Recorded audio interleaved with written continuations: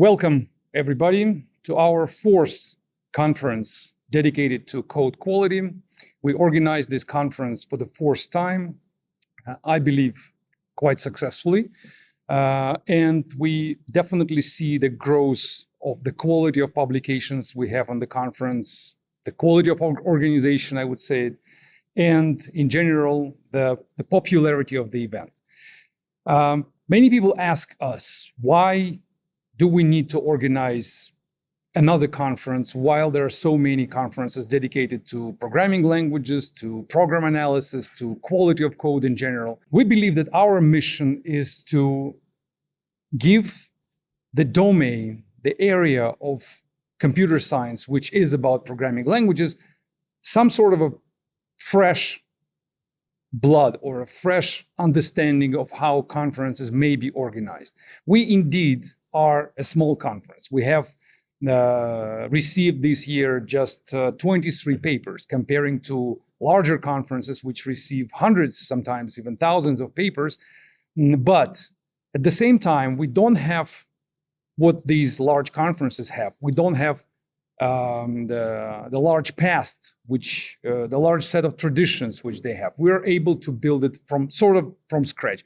And this year we were able to actually publish a set of principles which we keep in mind when we organize our conference.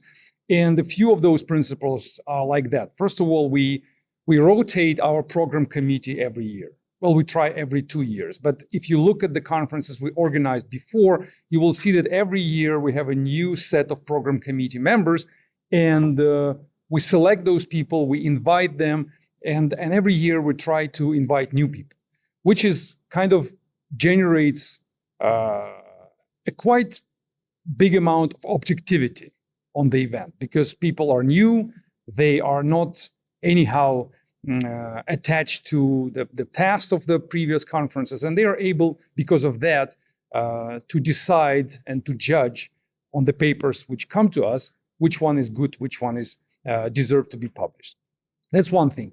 The second thing, every year we try to host our conference at a different university, which also gives us some sort of a diversity, because every year a new university welcomes us, and we sort of start from scratch. We start from new professors which help us organize the event. We start from a new members of the steering committee if we have it, and every time it's an interesting experience which gives us and people who come to us with their papers sort of a guarantee of objectivity, because we're not attached to any particular place. We are able to be free in this aspect. We're able to be objective. And of course, we invite papers from all the different parts of the world, even though the conference is sort of local, and we try to keep it where we are.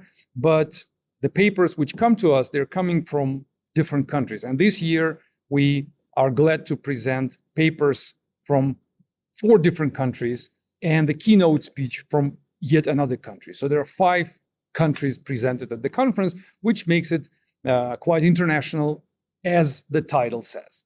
That's the positive side. We also have difficulties, and the major difficulties for us always, every year, is how to select the papers properly, and how not to offend some of the authors, which, according to opinion of some program committee members, deserve to be published, but some other committee members believe that they should be rejected. It's every year a tough choice. We do face challenges there, and quite often we see that a paper receives quite opposite opinions from different program committee members. In this year, we also had the same. For a number of papers, we had positive opinion and at the same time negative opinions. We struggled to decide which way to go, but according to our principles, we still try to stay objective and rely on the metrics. So we use EasyChair system for the analysis of the analysis of the papers, and every PC member gives the numbers there. Rejection means -2, acceptance means +2, and then the combination of these numbers gives us the final number. And then we just look at this final number, and if the number is positive, then we also try to make positive decision. If the number goes negative, then we try to make negative decision. And in this year, a few authors were not so happy about our decision, and that what makes the conference more and more difficult every year. When we were starting the first year, it was way easier because papers were quite easy to classify on something which is definitely deserves to be published and something else. This year, it was more difficult than before. We believe that next years, which definitely will happen, this problem will also only become more and more obvious and difficult to resolve.